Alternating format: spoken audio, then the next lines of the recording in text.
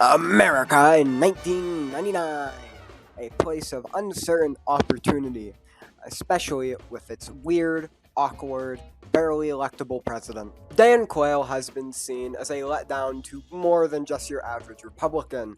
Banking off the success that he enjoyed as Bush's vice president, he's been, seen as a letdown, especially as many old scandals of his come to light again. And it really puts pressure on the man. He had just led America out of the widely uncertain 1990s, especially since the USSR, which was supposed to collapse by then, had a coup and is so far withstanding. Quayle does try his hardest to win back support from the Republican Party. He even attempts to get America back on a more interventionist path in places like Africa, but the changes are too little, too late, and the man is incredibly unpopular. However, little did Quayle know at the time, his resignation from the Republican race would permanently alter America and the world as a whole, as his resignation would allow a certain somebody to accumulate enough popularity, get to the head of the presidency, and permanently alter the world for the better. That's right, you know him, you love him. It's George W. Bush. George W. Bush, oh boy. Born in 1946, he's born to the interesting Bush family, which has seen a long-standing political history ever since the 1950s.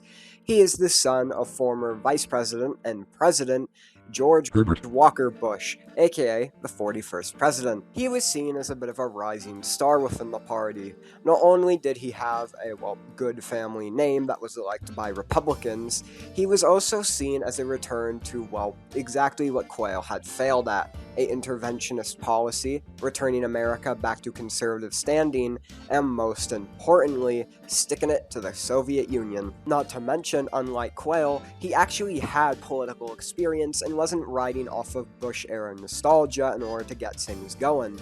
He had been the governor of Texas for quite some time, and his governorship there was seen as pretty enjoyable by most living in the state. He also knew where to pick up where Quayle had left off, as in gaining some of the populist audience. While many in the populist audience had largely splintered and fled to other sub-parties or other sides of the Republican Party, Bush knew how to attract some of them back with his internal reform policy. Bush's plan was largely seen in the light of Reagan, who, as an economically popular president, was largely enjoyed. Now, there were quite a few skeptics and or critics of this strat, but his internal policy did actually hold some merit. His price control worked, his inflation control worked, and most importantly, his housing market control also worked. Now, I am giving it some merit here, as assuming the economy doesn't collapse, this is a pretty viable plan. Bush, though, didn't really have a plan as to what were to happen if the economy did collapse, but it was hoped that he could implement this plan before the economy did collapse, so that way it could lessen the blow.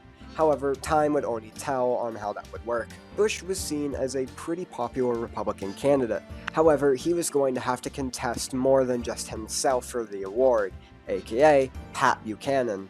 Pat Buchanan was ultimately all that was standing in the way of Bush and the Republican nomination. Not only did he get the majority of the populace on his side, he was also incredibly nationalistic, and many of which, were also nationalistic during this time. Now, unlike what the media would tell you, the National Convention looked like a WWE ring. Both sides were hitting each other with hard-hitting campaign material. Bush was labeled as an irresponsible father and drunk driver, and Buchanan was labeled as a Nazi. Both sides resulted to dirty tactics in order to get the job done, but it truly came down to the votes, who got the most and who won. Well, I think you can already tell. Bush came in with a sweeping victory, gaining most of the Midwest, industrial states, and Michigan.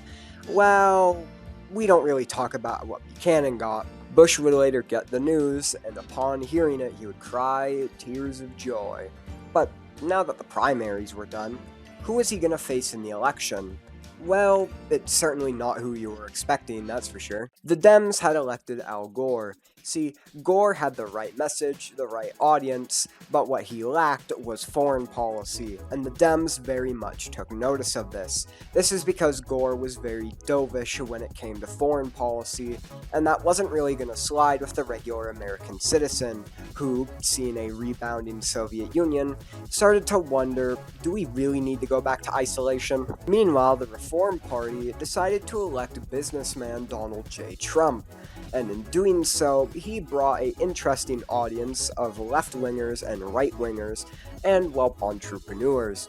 This was a very weird combination, but his policies were a mix of Gore and Bush. In doing so, many people who didn't like Gore or Bush saw him as their candidate for the presidency. Oh, and the Reform Party, keep them in your head, they're going to become important for later. But with the stage set, it's time to go over the election that permanently changed America, and not just America, but the world as a whole. The 2000 election. Now, this election would go down in history as one of the most controversial, simply because of the amount of shit and conspiracies and shit getting released during this whole thing. Bush's old controversies in the primaries were released, especially the use of his dirty tactics. Gore was criticized because of his climate change response and his dovish foreign policy, and Donald Trump, it's best we don't focus on that. Donald Trump's political career in the 2000 election was pretty much destroyed by this controversy with a former business associate of his, as evidence began leaking that he had more than just a simple connection with this guy. However, despite this, he was still able to pull away some key states that could have given Gore or Bush the victory right away, like Pennsylvania. Now, both candidates would actually strike a chord with the people. Gore wanted to focus at most at home issues, while Bush had a more interventionist stance. And, well, of course, these would attract different sides of the political spectrum, but they would also overlap. Buchanan, in a desperate attempt to stop Bush, would officially endorse Gore for the presidency, but this had little effect. Meanwhile, on the Democrat side, many Democrats like Joe Biden officially announced their endorsement for George W. Bush, and let me tell you, this election could have been decided had the Soviet president not resigned only a few weeks earlier. Only a few weeks beforehand, Yanayev officially resigned as Soviet president, triggering an emergency election within the state, with many such figures taking charge. At the end of the day, however, Dmitry Yazov would officially be elected as the Soviet president, and he's very notable, specifically because he is a militarist. This would send shockwaves throughout the United States and cause two states in particular to switch their voting. Despite this close election, however, eventually it was decided that it would go to the House of Representatives and the Senate, as neither side could officially get the 250 votes required to get to the presidency. And in a pretty close vote between the two, eventually it was decided that the Republicans would win the election, and in doing so, Bush would officially become the next president of the United States. The one of many first acts Bush would do would be, well, what he promised to deliver on, a stable economy. As the economy had largely stagnated through the 90s, he eventually came in and fixed that with a few different changes. He would raise the minimum wage, implement economy reform, and also keep inflation low. Now that the at-home people were pretty happy, he could then focus on strengthening ties with not just NATO, but also the US's position on the world stage.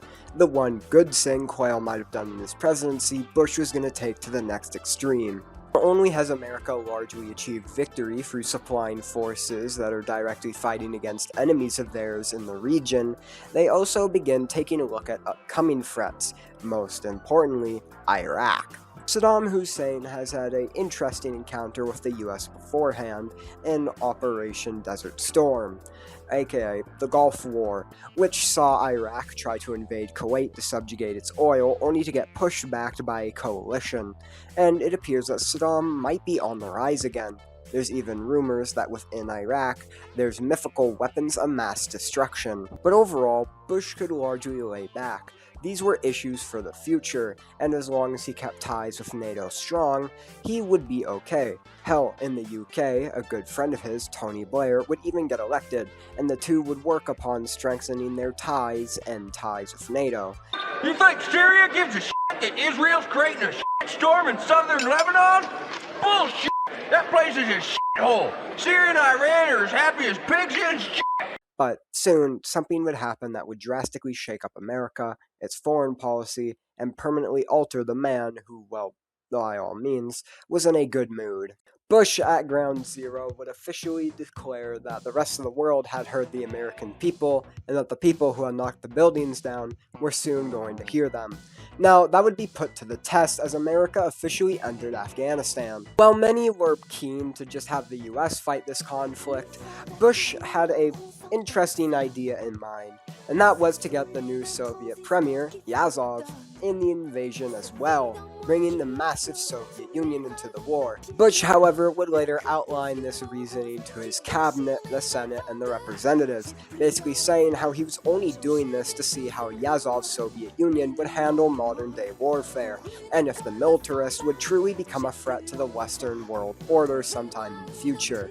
Bush would get his answer, and it wasn't the one he was hoping for, as the Soviet Union was already showing signs of making army modernizations as they rolled over the Taliban in a matter of weeks.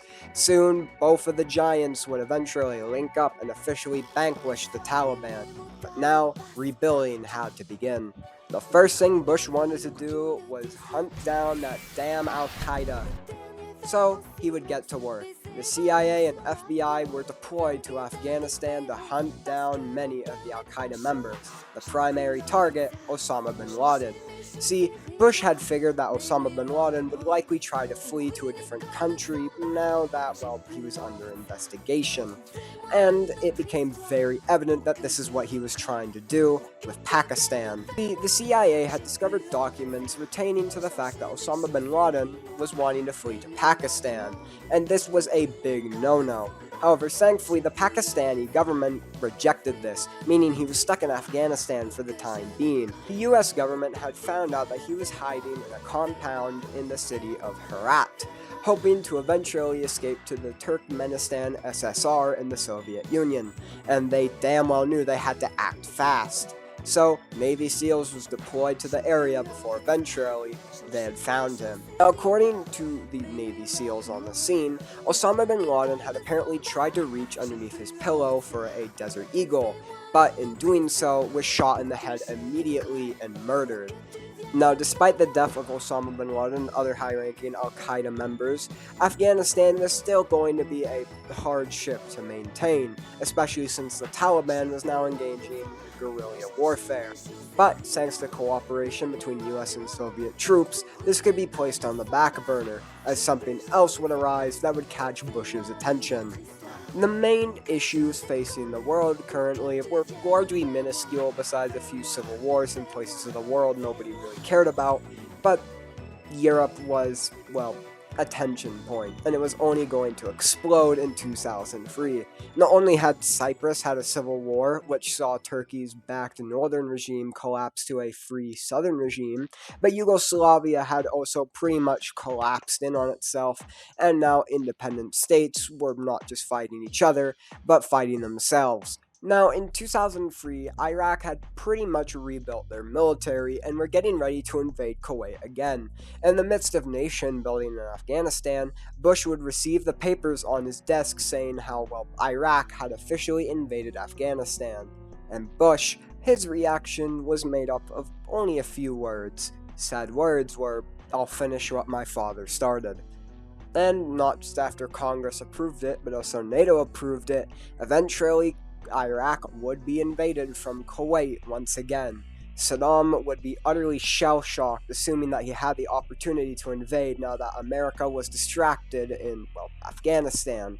However, this was simply not the case, and Saddam's dream of a greater Iraq were pretty much vanquished, and Iraq would fall under NATO occupation. However, after this, Bush would do one of his most controversial decisions yet.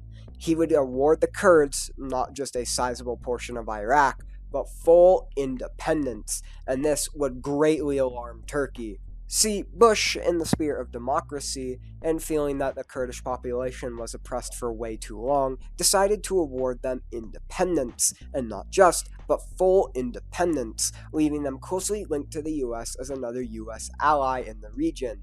Turkey, like previously stated, was not at all a fan of this, who had Kurdish population in their land. Turkey was very much not a fan of this whole thing, especially because, well, like previously stated, since they have high Kurdish population rates, those Kurds could technically attempt to break away and rejoin this big Kurdistan, and because it's directly linked to the US in the region, an invasion or trying to get the land back would be seen as an invasion of a US ally. Not to mention, the Turks have hardly been kind to the Kurds, and in doing so, it gives them a big reason to actually break away. So Turkey, fearing for the worst, would officially leave NATO feeling like the alliance no longer served its interest. But little did Turkey know, this would be the worst mistake of their country's life. Now, we can't move on just yet. This is because there are still two more conflicts that we need to discuss, the first of which being an Indian-Pakistan war. Yes, one of many. This had really started when, well, only about a year ago, Pakistan and India had a border conflict over, well, Kashmir, no surprise there, and Pakistan had actually won this conflict. However, India was hardly content with the result. Now, India would try and punch through the Pakistani lines, but with little success. This is largely because of our aid to the Pakistanis in their conflict. They have been, well, one of our closest allies in the region, and we intend to keep it that way.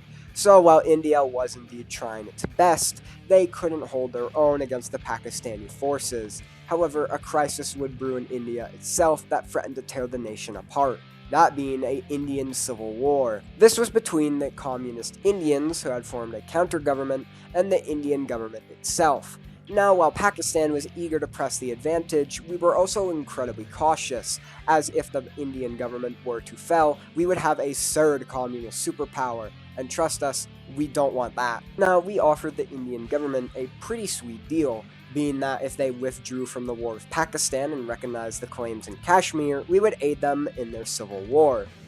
What we did not anticipate is the fact that the Indian government would actually reject this proposal, seeing this as a ploy by Western powers to try and regain influence on their subcontinent. Fine then, suit yourself. After this, we started to unconditionally support the Pakistanis in their war effort, allowing for them to gain a crazy amount of success and occupy key Indian land. All of this while they are still failing to struggle with the communist government. However, they continued to reject our offers until, surprisingly, they were able to actually defeat the communists, and eventually after that, they signed for peace with Pakistan. And ironically, they only took Kashmir. See, in Indochina, the Indo-Chinese War had broken out. This was between Laos and the communist Cambodians, and the monarchist Cambodians in Thailand. This all started because a coup happened in Cambodia that saw a, well, kingdom instead of the communist government. However, this would split the nation in two and cause a civil war between the two.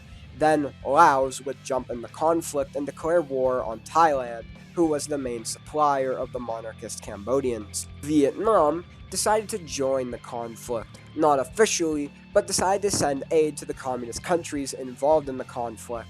However, despite this, we decided to support the Thailanders in the conflict, and in doing so, we were eventually able to drive them to a victory. The Vietnamese were very much bitter by this decision, and keep this in your mind, because it's going to come up again later. Now, all of this was largely peaceful and contained to certain regions of the world. That was until the Soviets began to make their comeback. The Soviet Union, under Premier Yazov, had greatly increased and improved its military, and it was only a matter of time until a reconquest was abound. Case in point, the Baltics and the Caucasus.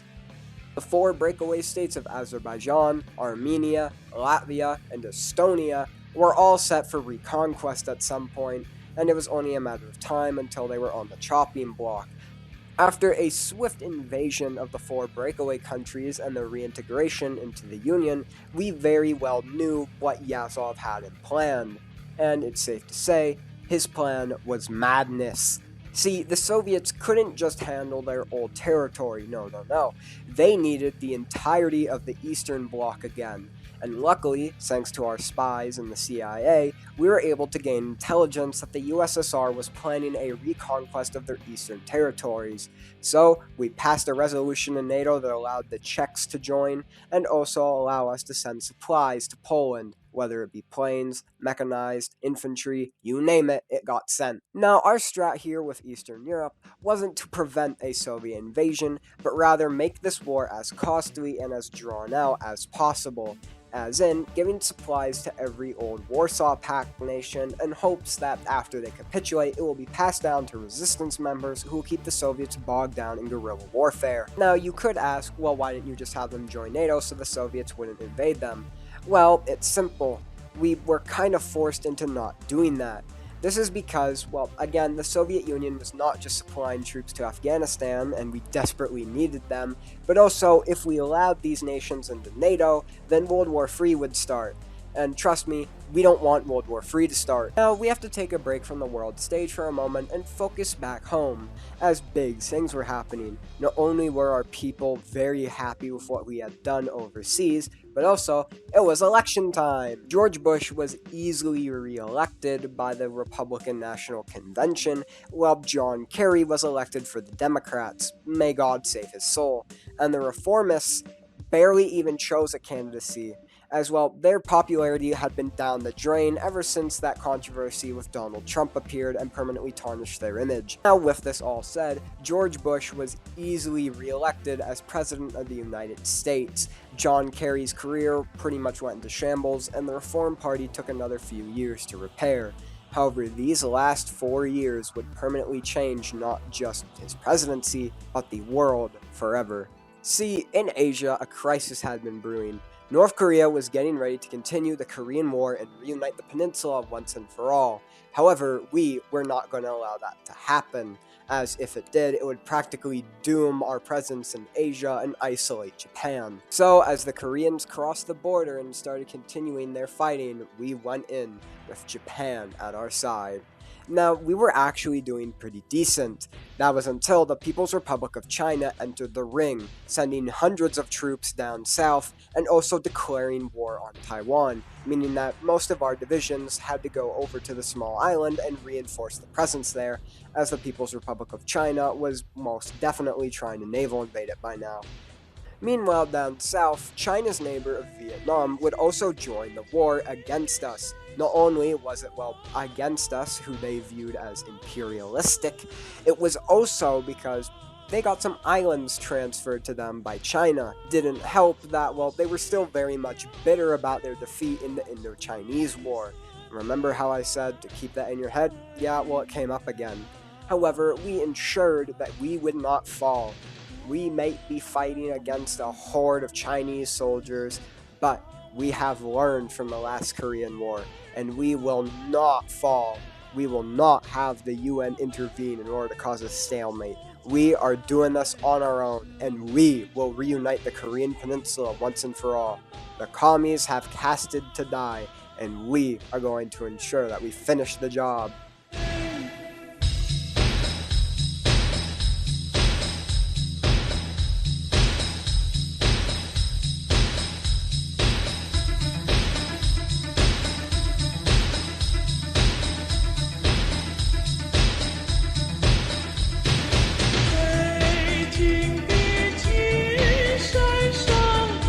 However, not all was well.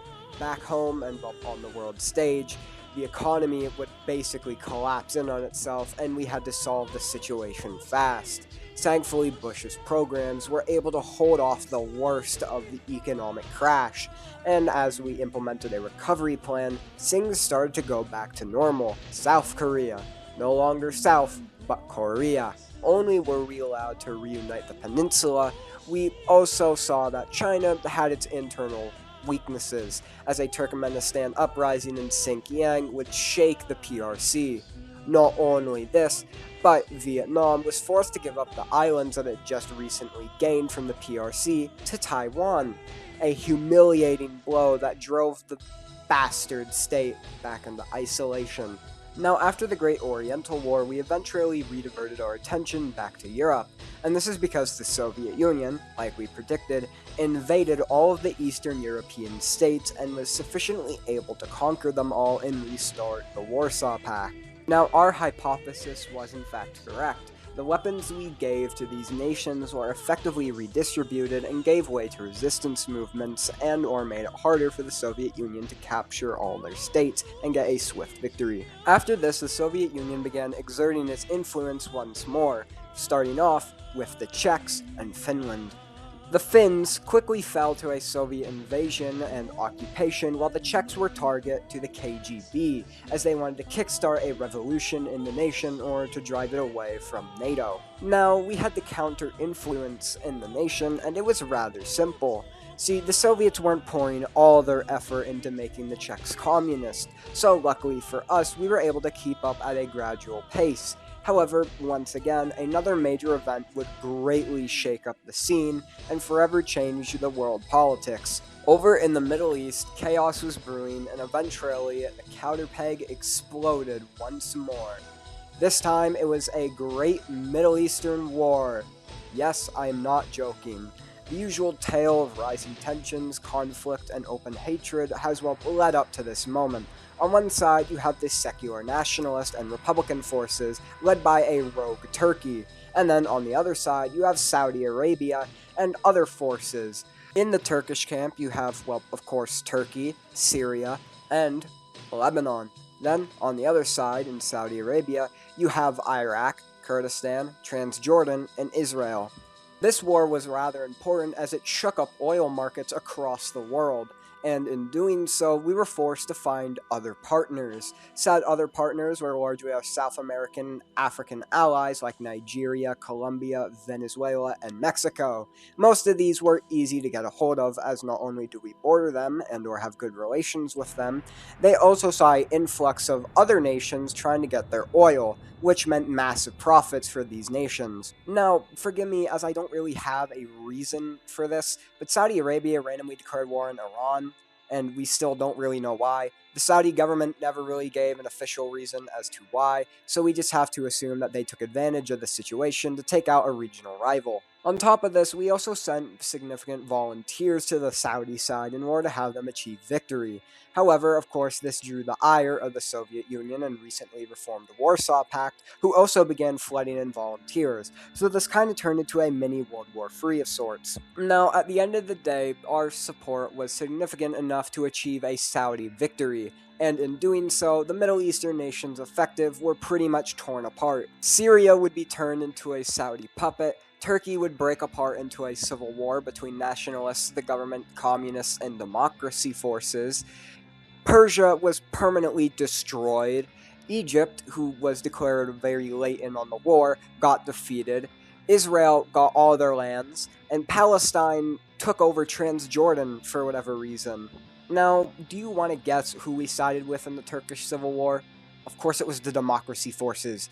And eventually, our support allowed them to get a victory, and while they were very much slow to join NATO, they were very much enthusiastic about working with the West again. Oh, and another thing, we don't really know why, Syria, for whatever reason, decided to merge with Kurdistan, and now Kurdistan is a heavily autonomous region in Syria, basically acting as the Catalonia of the Middle East. Now, while all this chaos was going on, back home, the Reform Party, who had fallen from great heights, was starting to rise from the grave once more, this time with a charismatic young candidate, that being Barack Obama. As for the Democratic Party, who had largely gotten their act together by 2008, they decided to go with Delaware Senator Joe Biden.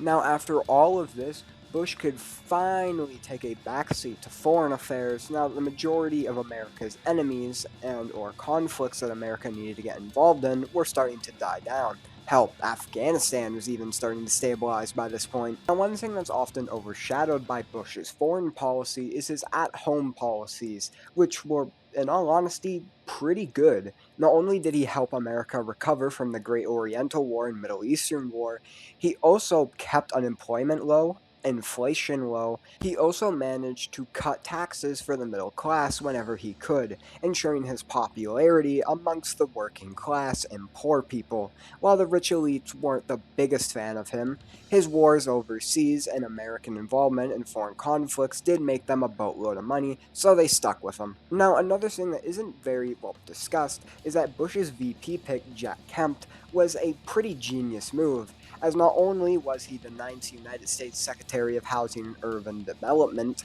he was also pretty good at home issues, especially housing. So when it came down to helping America through tough times, him and his VP did a wonderful job. Now, despite all of this, the world was largely cool. Everything was pretty fine, and there were rarely any tensions. However, that would all change once a CIA agent bursted into George W. Bush's office and handed him a piece of paper that would permanently shock the region of East Asia forever. This piece of paper outlined the fact that the USSR was beginning troop buildups along not just the USSR's border with China, along Manchuria and Xinjiang, but also along the Mongolian border, which Mongolia had been forced to accept. Bush, very much fearing the fact that this war could not just go nuclear, but also have a heavy casualty count, tried to reach out to the People's Republic of China and warn them that the Soviet Union was planning to invade. However, the People's Republic of China, very much still bitter about their defeat in the Great Oriental War, declined any calls that Bush attempted to make. So instead, Bush had held a meeting with every single member state of NATO, warning them that this Soviet action against China meant that the USSR was likely bold enough to come after them next. So, the West began a massive building program and began planning for World War III. And soon enough, to nobody's surprise, well, at least those in the West, the Sino-Soviet War would break out.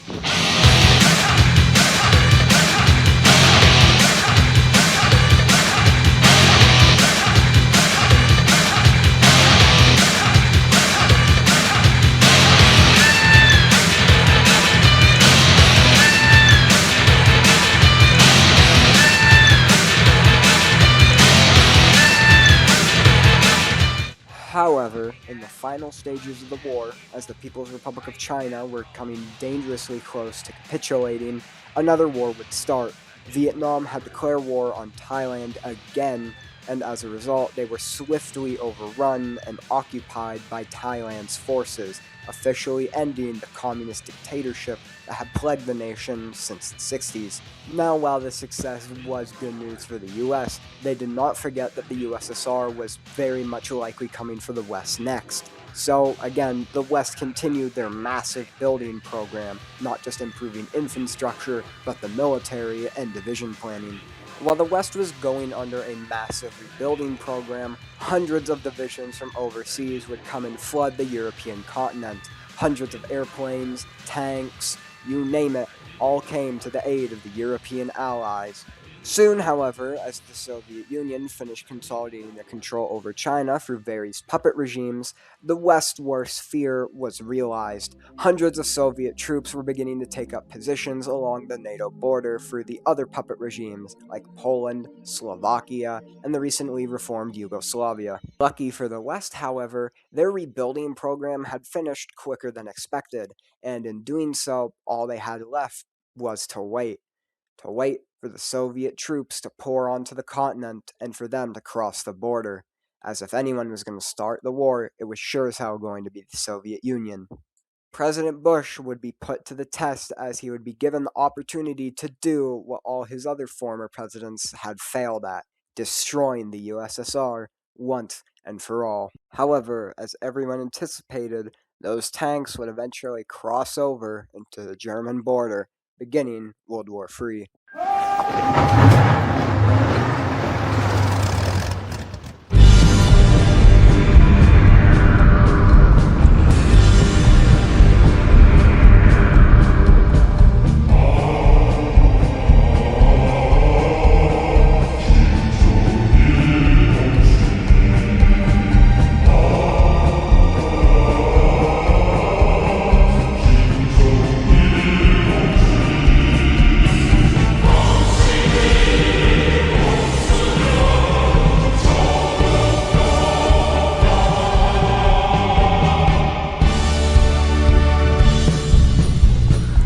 After over 1 million communist soldiers had been thrown to their deaths against the West, we finally were able to line up against the border with the wicked Soviets. And I guess it only made sense that, just like the last time someone attempted to invade Russia, Germany leads the charge. And just like the last time someone attempted this, we are all fighting against a common enemy, and one we wish to vanquish off the face of this earth. They came after our land, our people, our way of life, but now the tables have turned. Yazov promised Soviet greatness, and now we will have it crash on into him. To Moscow!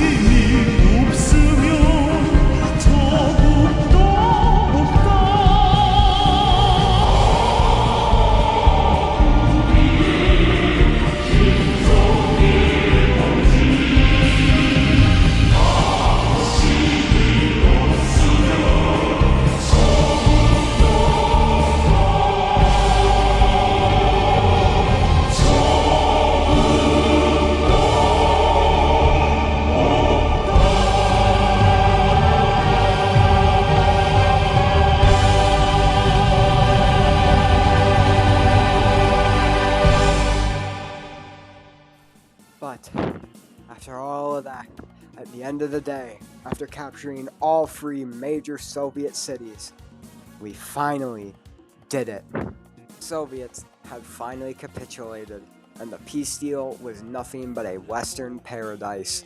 All of the SSRs were granted independence and integrated into NATO.